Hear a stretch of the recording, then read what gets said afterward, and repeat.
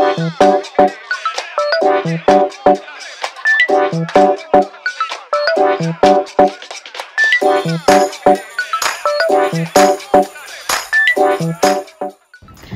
kita berjumpa kembali bersama saya Ellen. Pada hari ini kita akan berbicara mengenai 3 jalan yang biasa ditempuh oleh orang untuk mencapai apa yang disebut kebahagiaan dalam hidup ini.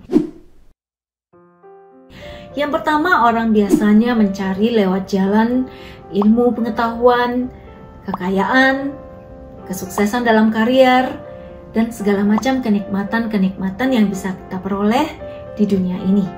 Mulai makan enak, liburan yang nyaman, rumah yang bagus, status sosial, relasi-relasi. Namun kita tahu bahwa hal ini tentunya ada batasnya.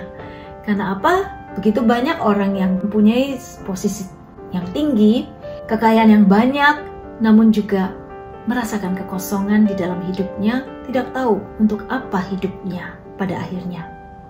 Orang yang meraih gelar doktor, pendidikan yang tinggi pun bisa merasakan kehampaan setelah meraih segalanya. Jalan yang kedua biasanya ditempuh orang lewat rohani, dengan banyak berdoa, ke gereja, melayani, berkembang di dalam banyak karunia-karunia rohani, mengoleksi banyak patung ataupun benda-benda rohani, mengikuti berbagai macam seminar-seminar doa, mengembangkan karunia-karunia dan kemampuan-kemampuan untuk melayani. Apakah semua hal itu baik? Tentu saja baik.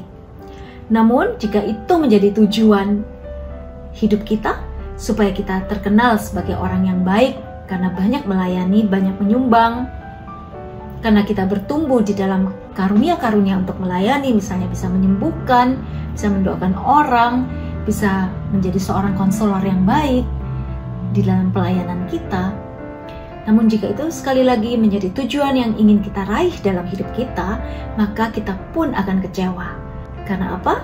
Segala itu hanyalah sarana. Jalan yang perlu kita lalui adalah penyangkalan diri, agar kita benar-benar bertumbuh di dalam cinta kasih hanya kepada Tuhan, di dalam Tuhan dan melalui Tuhan untuk mencintai sesama kita di dalam hidup ini.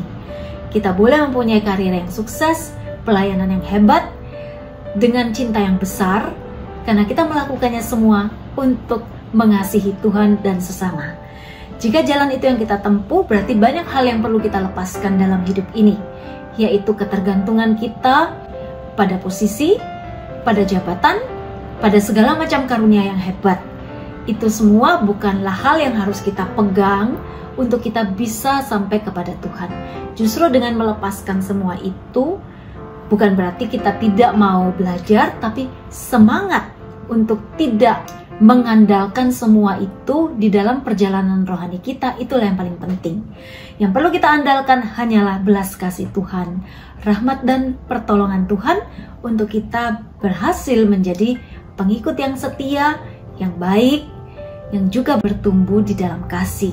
Hanya bergantung pada rahmat Tuhan, itulah yang akan membawa kita sampai pada tujuan hidup kita yang sesungguhnya, yaitu bertumbuh dalam cinta dan bersatu dengan Tuhan yang adalah cinta.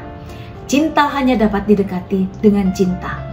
Tuhan Sang Maha Kasih hanya dapat didekati, dapat bersatu dengan Dia apabila kita pun mencintai.